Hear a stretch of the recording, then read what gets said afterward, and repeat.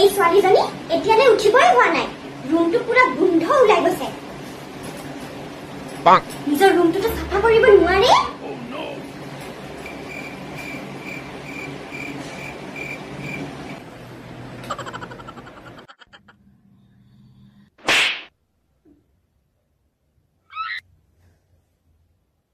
বাপৰে ৰুমটো ইমান গৰম হৈ গৈছে কি হ'ব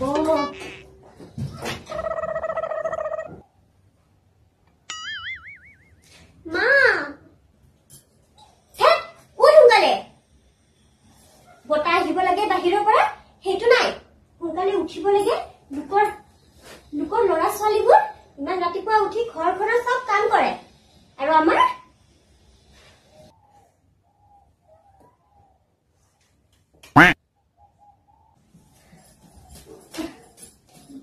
এয়া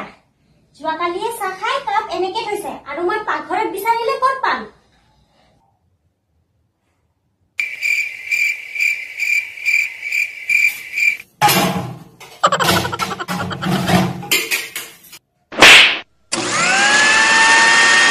কি